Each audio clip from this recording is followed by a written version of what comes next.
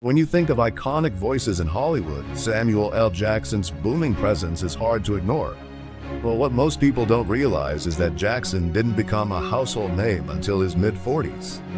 Behind the swagger and success is a deeply layered story of activism, addiction, near ruin, and ultimately reinvention. Born in Washington, D.C. in 1948 and raised in Chattanooga, Tennessee, Samuel Leroy Jackson grew up in a working-class black community, raised by his mother, grandparents, and aunt. His father was an alcoholic who died when Samuel was still young.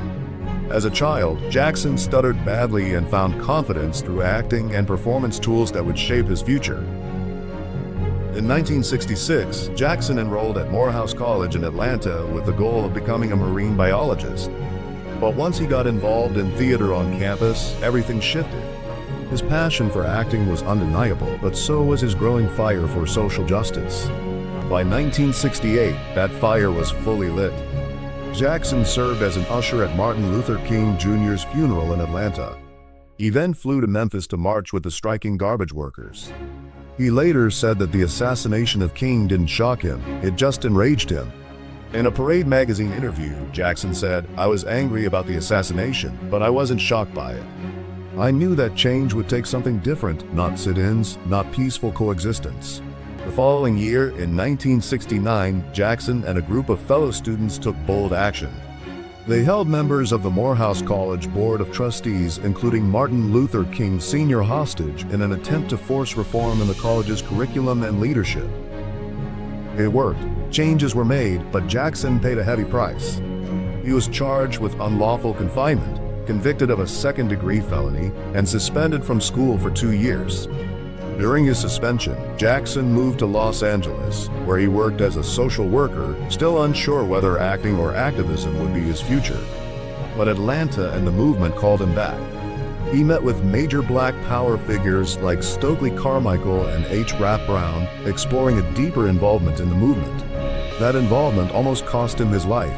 The FBI warned Jackson's mother that her son would likely be dead within a year if he remained entangled with black power leaders. Terrified, she put him on a plane back to Los Angeles, forcing him to step away from the movement.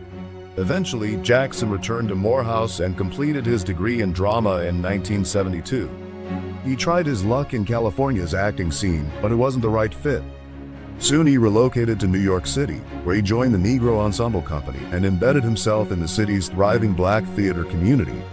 For nearly 20 years, he performed on stage and took minor film and TV roles, waiting for his moment.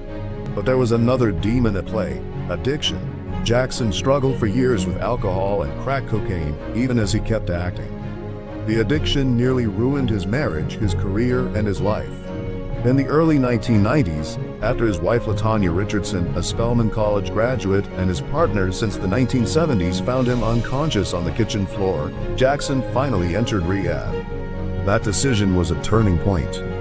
Weeks after leaving treatment, Jackson landed the role of Gator, a crack addict in Spike Lee's Jungle Fever. The role was hauntingly close to home, and he played it with such raw authenticity that audiences took notice. The performance was impactful enough that Whoopi Goldberg convinced the Cannes Film Festival to revive the Best Supporting Actor award just to give it to him. Then came the game changer. At age 46, Jackson was cast as Jules Winfield in Quentin Tarantino's Pulp Fiction in 1994. With his fiery monologues and unforgettable presence, Jackson turned in a performance that earned him a BAFTA award and an Oscar nomination. Overnight, he went from struggling actor to global icon. Since then, Samuel L. Jackson has done what most actors only dream of.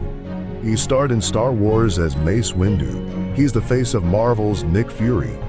He's collaborated with directors like the Russo brothers, Debbie Allen, and M. Night Shyamalan.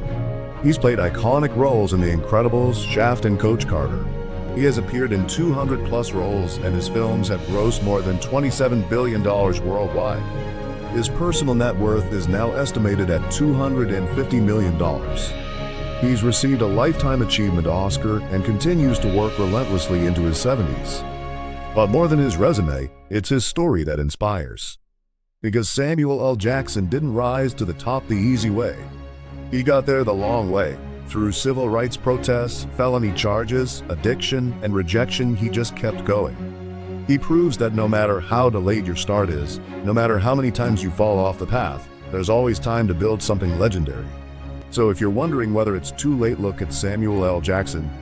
Because greatness doesn't follow a schedule, and thriving isn't about timing, it's about refusing to quit.